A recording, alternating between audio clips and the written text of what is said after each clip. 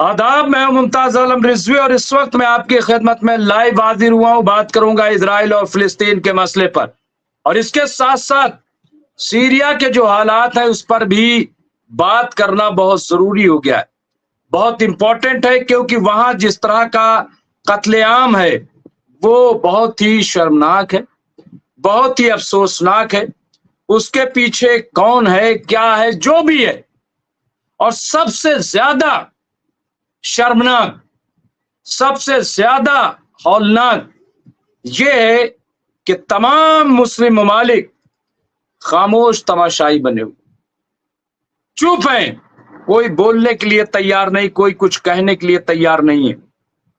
सब अपनी ईद और रमजान न जाने क्यों लोग रोजे रखते हैं, आखिर किस लिए, क्यों लोग नमाज पढ़ते हैं, हज का क्या मकसद है? महज गोल गोल घूम लेने का नाम जो है हज है, महज उठक बैठक कर लेने का नाम जो है वो नमाज है, और क्या भूखे रहने का नाम रोजा है? अगर अल्लाह के तय जवाबदेही तय नहीं हुई, अगर आप अपने आप को जवाबदेह नहीं साबित कर रहे हैं, अगर आपके अंदर इंसानियत नहीं है, अगर आपके अंदर इखलाकियात नहीं है, तो सब बेकार है, सब ढकोसला है। और ये नमाजें, ये रोजे और ये हज, ये सब इबादतें आपके मुंह पर मार दी जाएंगी। ये मैं नहीं कह रहा हूं, ये कुरान मजीद का हुक्म है। और क्यों मैं ये बात कह रहा हूं? ये इसलिए कह रहा हूं कि जब कत्लेआम हो रहा है, बेगुनाहों का कत्ल किया जा रहा है, तो अगर मुसलमान खामोश है, दुनिया बोल रही वो ठीक है, आवाज अलग अलग मकामात से उठ रही है, लेकिन सबसे ज्यादा बड़ी जिम्मेदारी किसकी है? किसकी? मैं बार बार ये कहता रहा कि अगर इस्लाम पर दहशत गर्दी का इल्जाम लगता है तो इसको, इस दाग को छुड़ाने की सबसे ज्यादा जिम्मेदारी मुसलमानों पर। मुसलमानों को चाहिए कि खुलकर इस पर बोलें, मुसलमानों को चाहिए कि वो आवाज उठाएं और जो उनके दरमियान ऐसी ताकतें हैं उनको बेनकाब करें, ऐसी सोच को वहीं पे कुचल देने की चाहिए। क्योंकि दहशत गर्दी और कत्ल गारतगरी ये इस्लाम नहीं सिखा, इसकी कहीं कोई गुंजाइश नहीं है।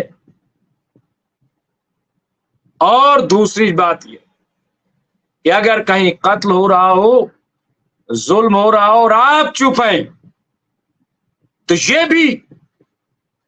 ये भी किसी बड़े गुनाह से कम नहीं है। मैं आज ये क्यों बात कह रहा हूं? क्योंकि सीरिया में खुल्लम खुल्ला कत्लेआम हो रहा है, लोगों को मारा जा रहा है, और ऐसे वैसे नहीं। अब ये इस बात की तस्दीक हो गया, अब उसके आईडीएफ है, कौन है, मैं इन तमाम चीजों पे बात करूंगा। हमारे साथ प्रोफेसर अरविंद सिंह तजावत साहब जुड़े हैं, मैं उन्हें जल्द स्क्रीन पर लेकर के आऊंगा, वो इत्मीनान से जो भी कर रहे हैं कर ले, तो मैं उन्हें स्क्रीन पर लेकर के आऊंगा। लेकिन आज गदा जो है ऐसा लग रहा है कि पीछे हो गया। गदा पे बम्बार्टमेंट हुई, मारा गया, ये तमाम चीजें सही है, इसमें दो राय नहीं। लेकिन हम इजराइल को कह रहे हैं, लेकिन हमारे यहां क्या हो रहा है, सीरिया में क्या हो रहा है? और अगर आईडीएफ के लोग शामिल हैं तो किसकी जिम्मेदारी है? एसटीएस की जिम्मेदारी है या अल जुलानी की जिम्मेदारी है कि वो इसे फौरी तौर पर रोकें। वैसे खबर अब यही है کہ غالباً جو ہے وہاں کی صورتحال قدر بہتر ہے، بالکل، لیکن یہ اس بات کی اجازت نہیں دی جا سکتی۔ ایک طرف بیت المقدس چھن رہا، مسجد اقصی کو خطرہ لاحق ہے، اسرائیل گریٹر اسرائیل بنانے کے فراق میں ہے، کوشش میں ہے، اور دوسری طرف اپنے ہی لوگوں کا خون بہایا جا رہا ہے۔ یہ ناقابل برداشت، اسے برداشت نہیں کیا جا سکتا، اس کی مذمت کرنی پڑے گی، آواز اٹھانی پڑے گی، بولنا پڑے گا، ظلم کہیں بھی ہو۔ میں نے کہا کہ اگر بے گناہ اسرائیل میں بھی مارے جا رہے تو ہم اس کی حمایت نہیں کر سکتے، کیونکہ اس میں عوام کا کیا قصور ہے؟ اگر لڑنا ہے حکومتوں سے لڑو، لڑنا ہے تو جو جنگ کے طریقے ہیں وہ اس طرح سے لڑیے۔ کہیں ہمیں اسلامی جنگ میں اس طرح کی چیزیں نہیں، دفاعی جنگ ہوئی ہے، کبھی ہم نے ایگریشن نہیں دیکھا، ڈیفینسو وار ہم نے دیکھی ہے جو ریئل اسلامک ہے۔ میں غیر اسلامی جنگ کی بات، میں حکمرانوں کی بات نہیں کر رہا ہوں جنہوں نے پوری دنیا میں افراتفری کا ماحول پیدا کر دیا، میں ان کی بات نہیں کر رہا ہوں جو اس پر یقین رکھتے ہیں کہ دشت و دشت دریا بھی نہ چھوڑے ہم نے، بحر ظلمات میں دوڑا دیے گھوڑے ہم نے۔ گھوڑے دوڑانے کا نام اسلام نہیں ہے، دلوں کو جیتنے کا نام اسلام ہے۔ انسانیت اگر باقی نہیں رکھ سکتے تو بیکار ہے یہ سب، اسلام اس کو پسند نہیں کرتا۔ تجاوز صاحب کو میں لے کر کے آتا ہوں، اور ہمارے سامنے کچھ اپڈیٹس ہیں۔ نہ حماس، نہ حزب اللہ، نہ امریکہ، روس، یدھ کے بیچ ان تین لوگوں سے ڈرے نتن یاہو۔ آخر وہ تین لوگ ہیں کیوں؟ کس سے ڈر گئے یاہو؟ نتن یاہو۔ اور اس کے ساتھ ساتھ آج ہوتی نے کہا تھا کہ اگر صاف صاف کہا تھا کہ اگر 72 گھنٹے کے اندر یعنی 4 دن میں سامان بھیجنا نہیں شروع کیا تو ہم حملے پھر سے شروع کر دیں گے۔ اور آج ہوتی نے ریڈ سی میں جو اسرائیلی وارشپ اور گوشت شپ جو ہے اس پر اٹیک کیا ہے، اس پر حملہ کیا ہے، اور یہ ایک طریقے سے یہ وعدہ جو تھا ہوتی کا، جو اعلان تھا، اس پر عمل کر کے دکھایا ہے۔ میں اور الگ الگ حوالے سے بات کروں گا، میں تجاوز صاحب کو اسکرین پر لے لیتا ہوں۔ بہت بہت استقبال ہے، خیر مقدم ہے پروفیسر اروند سنگھ تجاوز صاحب۔ میں نے آپ پہ ایک طرح سے ظلم ہی کیا ہے، لیکن کیا کریں کیا کریں، لیکن یہ جو ہے کئی دنوں سے آپ آئے نہیں تو بڑی خواہش تھی کہ آپ شرکت کریں پروگرام میں، اور بات چیت کا سلسلہ جو ہے وہ کم از کم لوگ جو ہے یاد کرتے ہیں، اور جب لوگ یاد کرتے ہیں تو میری ذمہ داری بنتی ہے پروفیسر تجاوز کہ میں آپ جیسے لوگوں کو جیسے تیسے ریکویسٹ کر کے جو بھی طریقہ کار ہے وہ اختیار کر کے، بہت اور بہت وہ شکریہ میں ممتاز صاحب، اور میں واقعی مجھے ہمیشہ اچھا لگتا ہے یہاں آنا، تو آپ کے ساتھ رہنا اور ان سب چیزوں پہ ایسا لگ رہا ہے کہ ہم لوگ زندہ ہیں، اور جہاں پر جو غیر برابری کے خلاف جو لڑائی ہو رہی ہے ہم اس میں شریک ہو رہے ہیں۔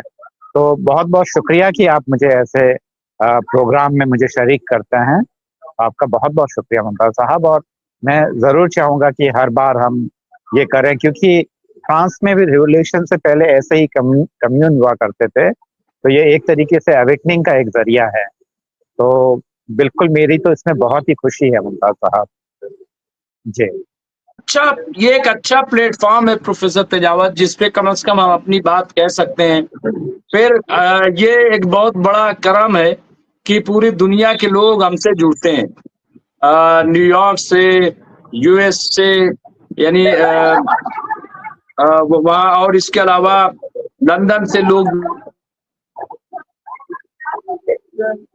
دبئی سے اس میں لوگ جڑتے ہیں، اور اس طرح سے बड़े पैमाने पे इसमें सऊदी अरब से भी हैं, कई मकामात से, यूएई से हैं, तो बहरहाल लोग जुड़ते हैं। मैं बता दूं तमाम हमारे जो व्यूवर जुड़ गए हैं, मैं सबका इस्तकबाल करता हूं और बताऊं कि professor Arvind Singh Tejawa senior political analyst है, दानिश्वर हैं, नेशनल और इंटरनेशनल जो पॉलिटिकल सिनेरियो है उस पर आपकी बड़ी गहरी नजर है और सोच जो है वो जाहिर है कि एक पॉजिटिव वे में, जैसा कि अभी हमने कहा कि हम कहीं भी इजराइल के अंदर भी अगर कोई नाहक किसी को मारता है, हम उसे बर्दाश्त नहीं कर सकते, हम उसकी तायद नहीं कर सकते, और कहीं भी।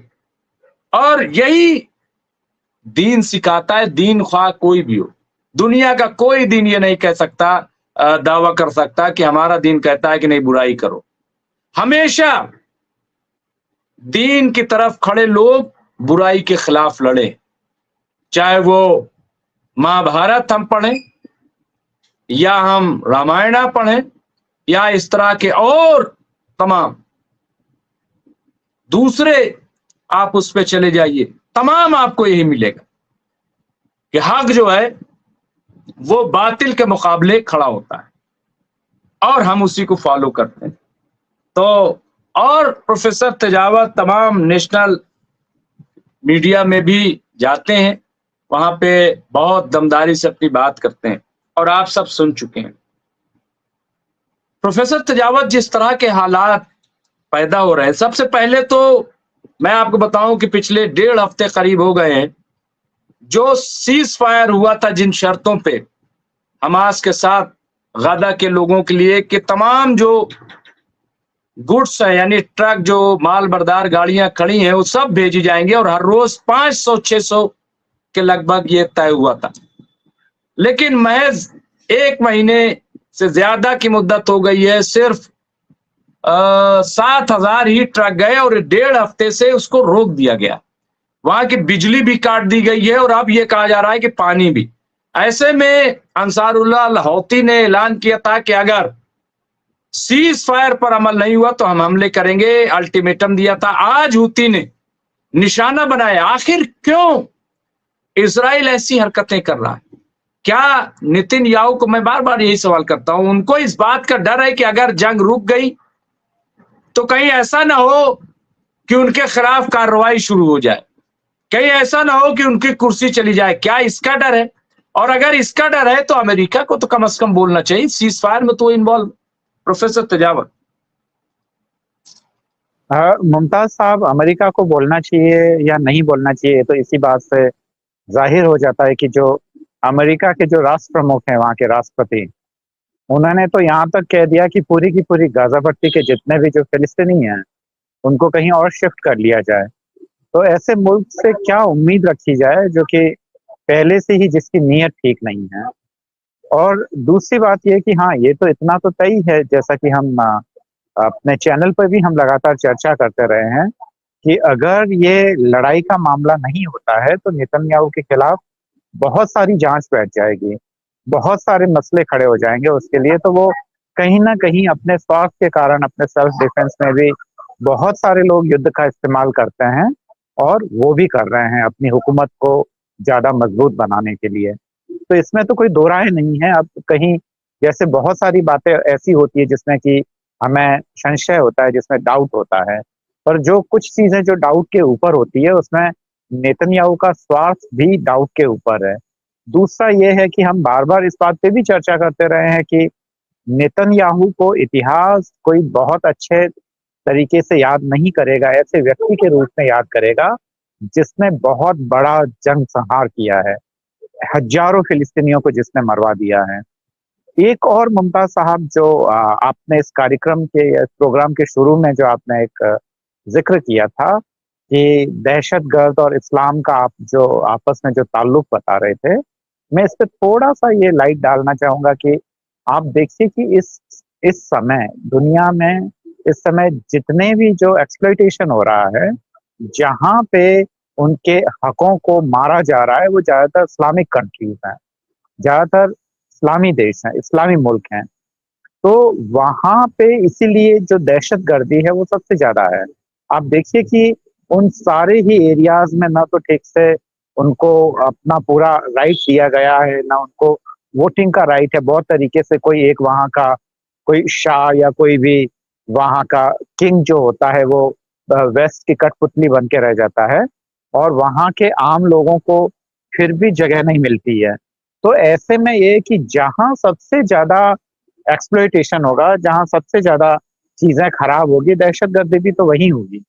تو یہ کہنا کہ اسلام کا اور اسلام کو ریفارمز کی ضرورت ہے، ریفارمز کی ضرورت ہے، وہ ایک اپنا مسئلہ ہے. کیونکہ ہندوازم نے بھی ریفارم کیا ہے، جہاں پہلے ستی پرتھا تھی، زندہ عورتوں کو جلا دیتے تھے، اس نے بھی ریفارم کیا ہے. تو ریفارم تو ہر ایک کو اسلام ضروری میں ہے. ریفارم کی ضرورت نہیں ہے. جی اسلام کی تعلیمات جو ہیں شروع سے انسانیت پر مبنی رہی، شروع سے.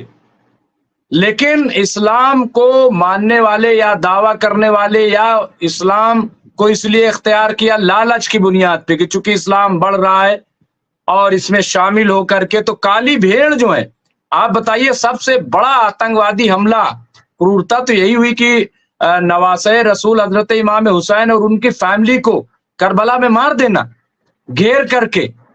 اس سے بڑی کرورتا کیا ہوگی؟ یہی تو دہشت گردی تھی، یہی تو آتنکواد تھا. اچھا یہ تو ایک ہے، میں اور آپ کو بتاؤں، مدینہ منورہ میں یزید کے لشکر، مدینہ میں جہاں حضور صلی اللہ علیہ وسلم کا وطن، وہاں پہ 3 دن تک ان لوگوں نے کیا کیا کہ بھیج کر کے لشکر کو اور تمام عورتوں کو جائز قرار دیا کہ مطلب آپ ان سے ریپ کر سکتے ہو. یہ تاریخ تو یہ اگر کوئی ان کو فالو کرتا وہ اسلام نہیں ہے، میں بتانا چاہتا ہوں. تو اس لیے ریفارم نہیں، بلکہ شروع سے آپ دیکھیے کہ ایک لائن کھینچی ہوئی ہے بالکل ممتاز اس سے. صاحب. تو اس لیے ہمیں بس بتانا ہے، جیسے اصلی گھی کی جگہ نکلی گھی اصلی کے نام پہ آتا ہے. تو جو اصلی پروڈکٹ ہوتا ہے، جو اصلی پروڈکٹ بناتا ہے، وہ کئی نشانیاں بتاتا ہے کہ دیکھو یہ مارک لگا ہو، یہ ایسا ہو، یہ ایسا ہو، تب سمجھنا کہ اوریجنل ہے. تو یہی بالکل دین کا بھی ہے.